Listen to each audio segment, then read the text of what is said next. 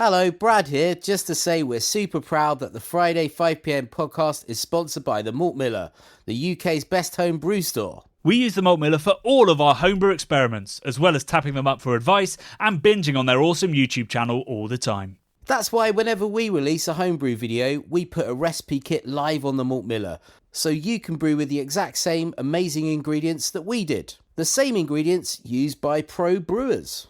So alongside the Malt Miller's nitro-flushed hops, cold-stored yeast and milled-to-order malts, you can pick up recipe kits for our 5 Points Best Bitter, Russian River West Coast IPA, and now the fastest beer in the world, a hazy session IPA that goes from grain to glass in less than 48 hours. Sign up to their newsletter at tinyurl.com/Malt Miller to get 5% off your first order.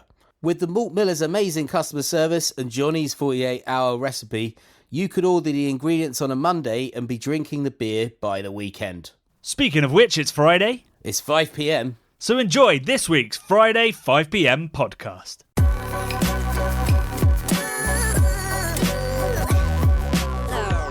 Welcome back to the Friday 5pm after a week hiatus. It's a hot one. It's a hot one literally. It's a hot one metaphorically. It's a hot one... I think those are all the Lees. Bradley, how are you coping with the heat? Oh, terribly, Johnny. Terribly.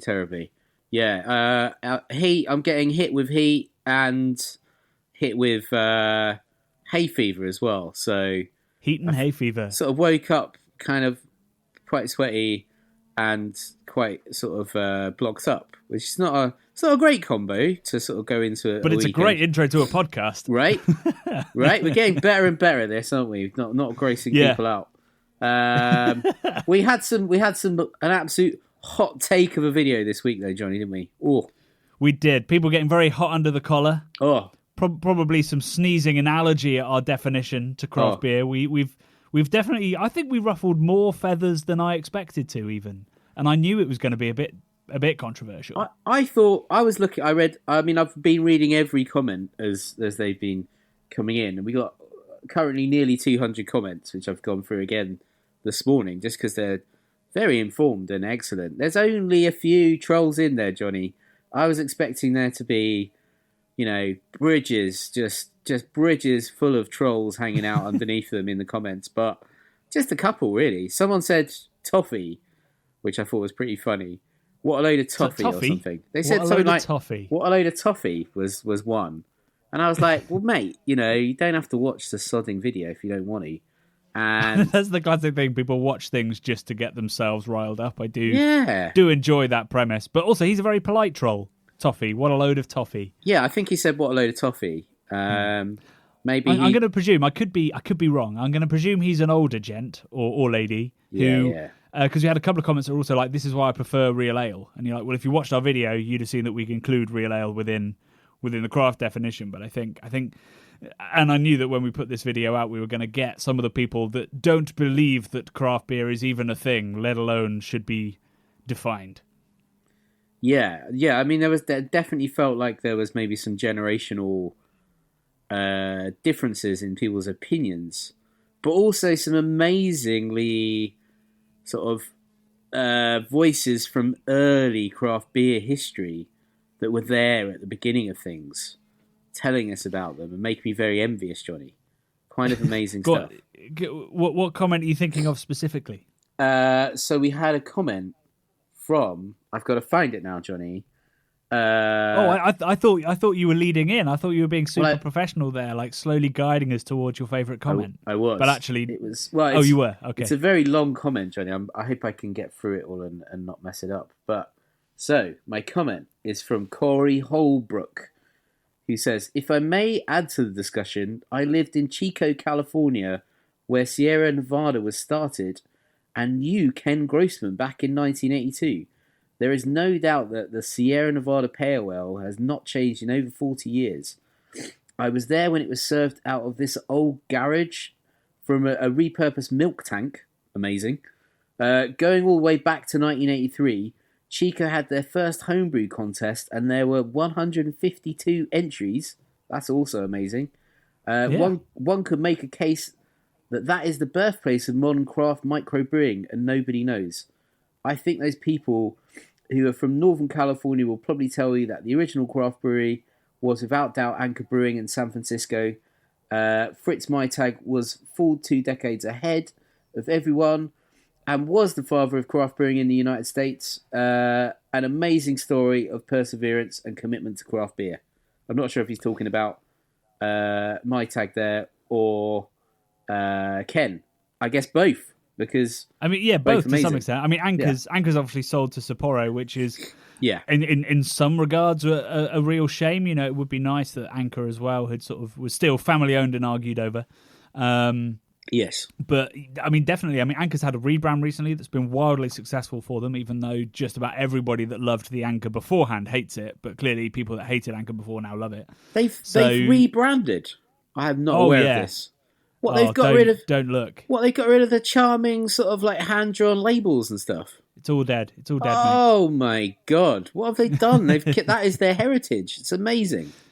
To be fair, it's some of the labels are relatively tasteful. They've kept some of the original, pretty much all of the original iconography, but it's just all been done up in sort of a, you know, like the Burger King rebrand, where they went back to how they used to look, and it's all, you know, 2 or 3 color, kind of cartoon-esque things. It's a bit like that, dude.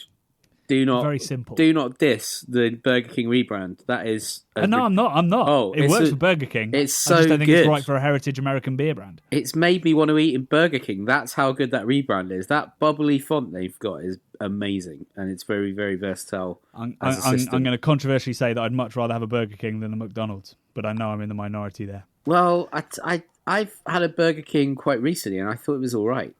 Actually, yeah, it's flame grilled, mate. You can't You can't do better than that. Anyway, let's not get sidetracked. So I'm looking at the Anchor, the new Anchor Steam sidetracked. Brilliant. And Johnny, I mean, if this was a brand that had just come out, bang out the gates, I'd be like, that is a sick logo, great paired back color palette, great typography, iconic. But having known what their heritage and what they've got to work with, they've jumped the shark on that one.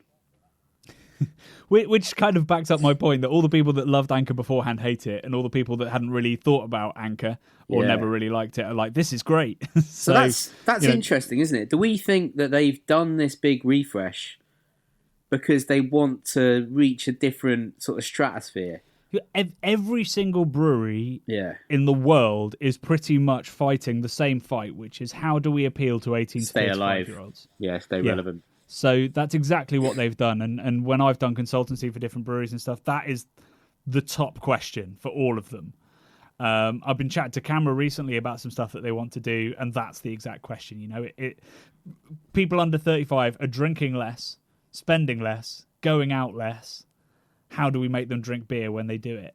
You know, and that heritage American branding, clearly it's been decided that's not really working, you know? And maybe one day we'll see a Budweiser rebrand that strips all of that out. Who knows? I mean, I rue the day that happens, because the Budweiser, one good thing about that beer. the brand is just the king. I mean, that is the king of beer brands, potentially. It's very, very good branding. But they've lost. So they've gone from being an amazing Americana heritage sort of looking brand. It looks very similar to Sierra Nevada in the sort of the kind of illustrations, the soft kind of subtle color palettes, the wibbly wobbly hand scrawled typefaces, and now they've gone for a sort of super homogenized, tasteful, generic, bold thing that could be from anywhere in the world. Could be from anywhere. That's such a shame. Such a shame. Anyway, Anchor probably aren't craft, although we'll probably dig into that as we go through. But that was an amazing story there about the origins of Sierra Nevada, and the fact that, I mean, the beer must have changed because obviously all of the ingredients will have changed. Not necessarily the actual names of the hops, but, you know, the hops, Cascade being grown in the 1980s will taste nothing like the hops being grown in 2022. But the fact that there is sort of a thread pulled across those 40 years is 100% to me craft. Oh, if you can make a beer not seem like it changes for 40 years, that is an incredible achievement of both technological and like human endeavor. Big time. One of my favourite brewery tours I think I've ever done was Anchor Steam. Back on his anchor bullshit. I did, yeah, back on the Anchor bullshit. I did it before Craft Beer Channel was a thing. When I was over on the West Coast. I think it was before it was a thing. Maybe it wasn't. Anyway, I'm rambling. But it's a beautiful, beautiful building. Great tour, quite short and sweet. Looking at the beautiful old machinery they've got in there. And then ending up in the staff bar, which looks a bit like something out of Cheers. Lots of dark mahogany sort of and rich leather tones. Which was a free bar, Johnny. They were like, just have some free beers. So I got quite drunk, as did the guide that showed us around. And then, because of my drunkenness, I spent a lot of money on merchandise. So it kind of got paid one way or the other there, didn't they? But it was a great bloody tour. I loved it. So you have to book it way in advance, or you did back then. So yeah, but anyway. Probably even more now that they've got a great brand. Anyway, back to the video. So we I mean, yeah, like Brad said, we've had some amazing comments, including that one, and lots that have, if not changed our mind, definitely made our definition work exceptionally hard. And so there's a comment that I've picked out from Declan Walsh, who says, I think I agree it's useful to have other categories to put breweries and beer into. Artisan is a good one. I'd say St. Mars of the Desert is an artisan craft brewery. So if you don't know St. Mars of the Desert, they're a very small Sheffield brewery, a very unusual brewery for Sheffield or for anywhere in the world, in that they've very much taken a classic approach to how they make the beer. So everything's cooled in a cool ship, which is, the way that it used to be done. Cool ships were only used for mixed fermentation beer more recently in history. It used to just be the way that everybody cooled their beer, and most beer ended up being a little bit mixed fermy. So I think there is something to be said for the fact that this brewery, who was in the States and could have grown very, very big, they had one called, oh my God, my brain, Good Things? Simple Things? It'll come to me.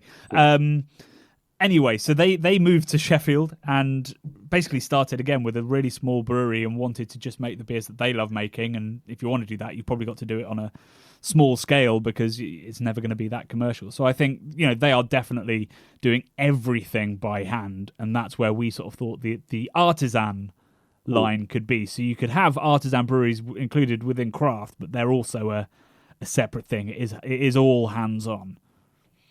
Yes, 100%. Do you think that's useful? Because the other thing that we didn't quite address in the video is who this definition is for. And for me, when we define craft, it's definitely to help us explain it to people who don't know the joys of exciting beer, of good beer.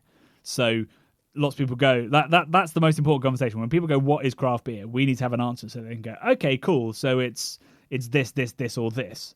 And at the moment, there's so many different answers. As soon as you start talking about independence, I think you're going to lose most people because they're going to be like, wait, what, breweries are owned by other people? I didn't know any of this, and I don't know why it's relevant. Whereas if you say, it's beer that's made to be flavour forward, that cares less about the bottom line, the actual costs, but still cares about profit. We had a couple of people go like, breweries should make profit. 100% agree. It's about the costs that they put behind it and the cost of the eventual product, just not caring about that.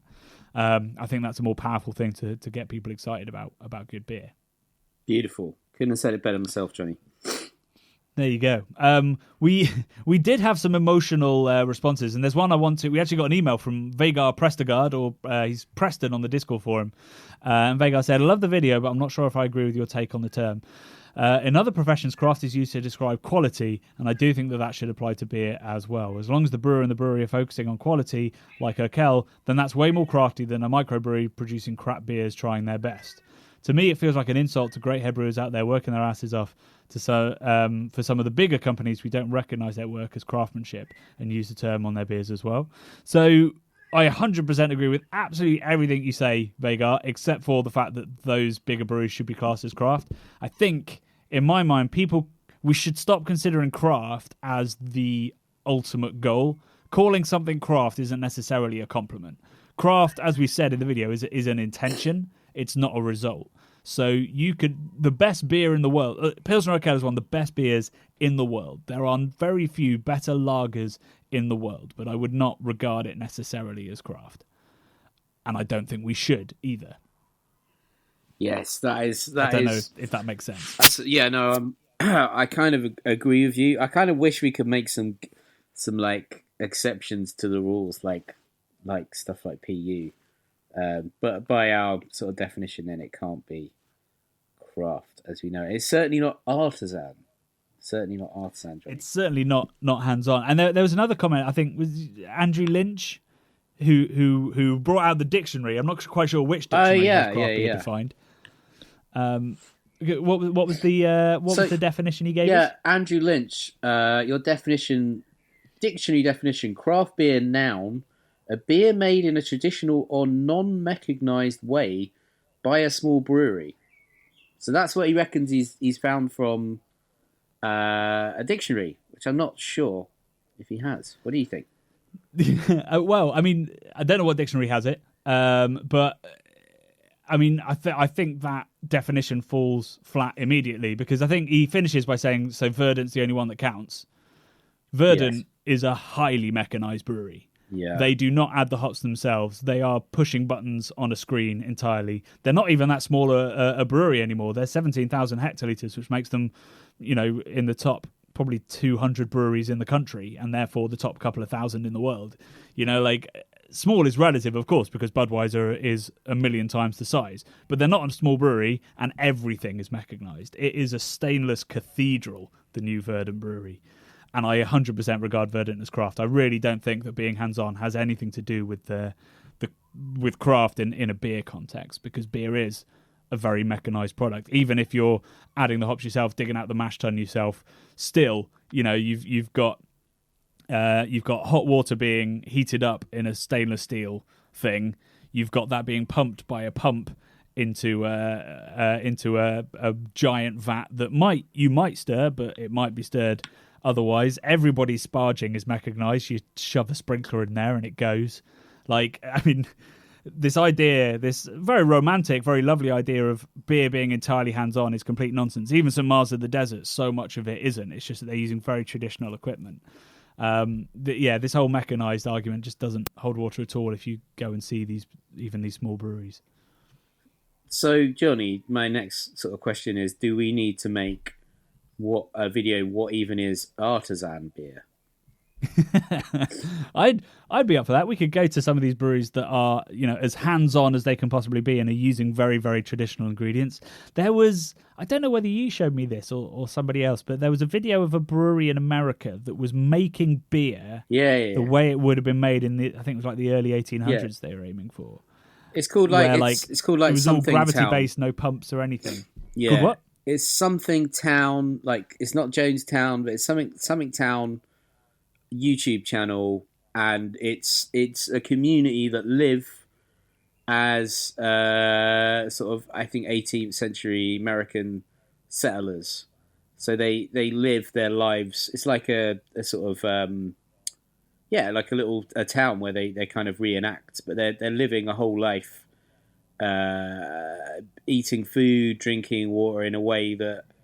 Oh my god! So it's almost like the start of the film The Village. Yeah, like they're literally reenacting. Yeah. So they've built all these buildings, like that kind of gravity brewery and stuff. That's all built as part of this project. It's quite a fascinating YouTube channel, actually. I need to dive more into it, but it would be cool to go there and go this is true craft / artisan. Big time. I think anybody more modern than that is pretty highly mechanized, really. Well, we had actually, I'll tell you one that isn't very well mechanized: Cantillon. So Cantillon is still like manual manual belts. So when they're raising certain things, it's done by hand and stuff like that. So I mean, that's still mechanized, but it's not sort of electronicized. Artisan.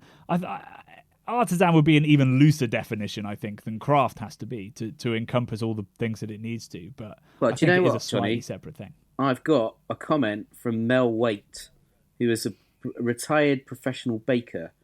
He says they see a lot of similarities between bread and beer. The Real Bread campaign continues to fight for better bread and smaller artisan bakeries who, like craft breweries, aim for the race to the top, not to the bottom. And then he sort of says about, vast majority of people still eating, sort of horrible white bread. So he says, so I think beer and artisan bread would have almost identical definitions. Definition of artisan equals a skilled worker who uses his or her hands and skills to produce quality products. So I guess that applies to any artisan in any field that they're working with their hands and their brains and their hearts. But could certainly be applied to, less mechanized breweries, such as you've just sort of said. Yeah, I think so. But even that, there's. I think that some people in beer have this notion that the way that you stir the mash is going to improve the beer and stuff like that. So and that's just not true. You'll have a process, and stirring the mash might get better efficiency. You might get more sugar out of it, but somebody doesn't have a better technique for stirring the mash than somebody else that makes the beer better. There isn't really any hand influence in beer. You influence the beer in your process, which is almost entirely mechanized, and your recipe, which, while it might be a beautiful recipe and brilliant, is going to be absolutely identical to another brewery down the road, but they have a different process, and that's why it tastes different. So, yeah, I think just this whole notion of handmade beer needs to be removed, because it's just not helpful. I think it confuses the whole thing. Beer is a mechanized process, whether you're St. Mars of the Desert or Pilsner Urquell. Maybe those guys. I've just seen you sent me the link, Brad. We'll put the link to this channel that we're talking about in the description, so you can see what the only brewery I know that is using their hands properly. It's totally bonkers. It's called Townsend's, and the channel description is a channel dedicated to exploring the 18th century lifestyle, and the main guy that walks you around all these different ways of making food and beer and everything else in between wears a trifoil hat, and it looks a bit sort of piratey sea captain-y kind of guy, but he's not. He's that's just a sort of hat of that time. But it's really fascinating stuff. I'm fascinated by it, but I'm not sure I'd go for a pint with any of them. I think they after half an hour you'd be bad. this is a bit much. All that. Yeah. Oh, are they bathing as they did in the 1800s I don't. too? To be honest, mate, I have not looked into the bathing practice of the 18th century lifestyle, but I'm guessing it's maybe not that video was banned by YouTube. Vigorous. Yeah. I don't want to see this trifold hat wearing mofo stripped down to his nethers and. Do you know, while we're talking about YouTube channels and worlds that have similar definitions, another one that just came to me is Alex, French Guy Cooking. Everybody knows he's my favourite YouTuber. He's done a recent playlist on pasta making, and specifically dry pasta, and why dry pasta is absolutely amazing, which has changed my life. I now only buy the best dry pasta, and it is so much better than the crappy own brand stuff. Anyway, I think I've said that on the podcast already. Anyway, he goes to an amazing, his favourite pasta producer in Italy, dry pasta producer, and it's a big kind of factory, which I think is kind of surprising in the video as well. You're like, oh, I expected it to be much smaller and more artisan. And he asks the head of production, I think it is this artisan pasta? And the guy just flatly goes, no, it is commercial pasta making, but with I think he says artisan ideals or craft ideals or something. In pasta they have this debate as well. It's incredibly mechanized. There's not a person involved. It's all buttons, but they're still regarding themselves as artisans to an extent. That's very much dry pasta, isn't it? That is just if you've got fresh egg pasta, then that is still handmade. But having watched it's all mechanized as well on certain scales, but different scales. Yeah.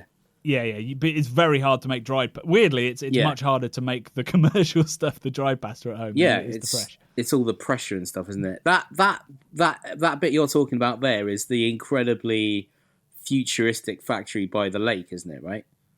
Yeah. It produces like you say what he considers the best dried pasta in the world. which would be the best pasta in the world, because dry pasta Yeah, is better. so they're not craft pasta, but they're Pilsner Urquell. They're not craft pasta, but they still make some of the best pasta in the world. It's just not. Yeah, the processes that then the technology that they've used to elevate themselves above every other factory in the world that's making dry pasta. That's where the craft comes into it, because it's elevated, right? It's the best. It's the race to the top again. Yeah, well, yeah, I guess it is to some extent. Although I think when that guy said, "No, we're a commercial pasta maker," it's because there is some element of price wars, of expansions, of all this. I think. I mean, the thing is, we never intended to make a craft beer definition that would be watertight, because it doesn't exist. You know, in the States they claim it exists, but they have to keep changing it to make sure it does encompass what they want it to encompass. So there's never going to be a set definition of this, but I think that there's lots of, and why we made this video is because it starts an incredible debate about all of these things, and hopefully, you know, it's made it clearer to me what I mean when I say craft for the first time in years. That I now sort of want, like, race to top is just the best way to put it. It absolutely is. You know, it used to be, and I think we had a comment of somebody going, doesn't it just boil down to who's in control, the brewers or the bean counters? And I think that's overly simplistic, because in 99.9% of breweries, those two people have to work together to make what they're making financially viable. So it's not who's in charge of the other. It's when it comes to the final decision, what compromises have been made, and that's incredibly hard to define. So we'll leave our definition, our musing, our pontificating there. I hope that we've maybe dispelled some myths, but also raised some more questions, and that the debate will rage on. But certainly, as far as we're concerned, that's the definition we'll be using when we choose how to talk about craft beer. You know, we don't only put craft beer on the Craft Beer channel, weirdly, because, you know, like we said, there is great beer out there, and the aim shouldn't be to be craft. The aim should be to be the best brewer you possibly can. We have a lot on our plates, everybody, which is why we missed last week's episode and last week's Friday 5 p.m. We were taking a well-earned break. In fact, both ended up in Norfolk, but at different times. So apologies for missing out last week.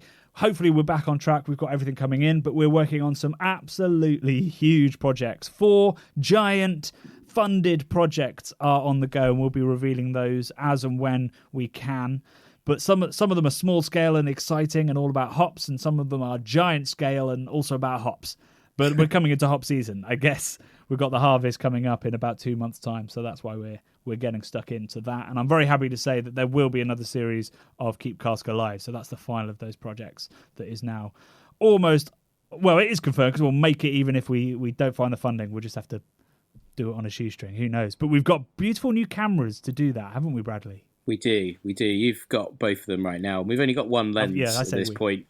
But I'm hoping to get my hands on one of them next week and have a bit of a play, because I think we're going to hopefully take the production values to the next level. And this is all thanks to, well, I mean, everyone's input into the channel is helping us improve it all the time and make better content, get better equipment. Sound was always an issue with, you know, we've tried to work very hard on that. Investing in cameras, Johnny, how expensive is it? It's bloody expensive. It was bloody expensive. Like, really bloody expensive. But we're investing in the future of our craft beer channel. Of our craft beer channel. So this is a community, Johnny. Yeah. This is that's it. We need the tools. We are artisan craft cameramen these days, Johnny. Yep. With our new non-mechanized all the way, just winding the film by hand like in the 1800s. Mate, artisan filmmakers. Full frame, buddy. We're going full frame, yo. Full frame, 4K. Oh, Jesus Christ! So many Ks, Johnny. So many Ks. That's so 4 times the pixels of 1080p. You know that? Yeah. I did. 4 times. 4,000. I did. Crazy. There's going to be 4,000 more pixels when you look at our footage in a couple of weeks' time. Think about your face, Johnny, when it's blown up. Also, how close does that lens get? It was like a 1-inch focus or something on it? Yeah, pretty much. I can get right in there when I'm recipe writing at my desk. You're basically going to be staring at my eyeball. The pores in your skin, Johnny. You're gonna start noticing blemishes. In that you the didn't even notice Patreon were forum, there. it's already people make gifs of my silly faces, and I'm not sure I want that in 4K in retrospect. Maybe we should go down to 480. 480, yeah. Yeah. We're going to go back to VHS or SVHS, Betamax, Mini DV. I love Mini DV. I've still got my Mini DV camera, and I don't crack it out. But I mean, I'd love to shoot something on Mini DV again, because that had quite a particular look to it. Interlacing. I mean, Johnny. we've just spent several £1,000s on 4K cameras, and now you're saying that. Wouldn't it be cool to? Well, that's all we've got time for. Brad's going to spend the next hour on the phone with me trying to persuade us to do that, but it's not going to happen. Quick shout out to Brad for spending hours on the phone with various camera firms to get us a little discount. He did a sterling job there. That's going to mean that. We might still make a profit this year. Boom. So, yeah, watch out for the 4K content coming. Watch out for the continuing debates on the What Even Is Craft video. And we've got a stonker all about IPA coming for you next week, next Wednesday, 4 p.m, as always. And we'll see you again here. I've literally forgotten the day that we released the podcast. Friday, 5 p.m. 5 p.m. Good Lord. Love and beer. See you next week.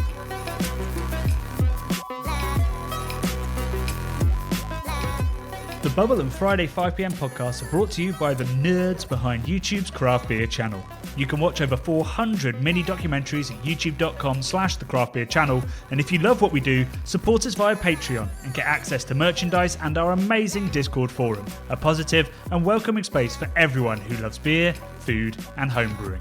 Love and beer.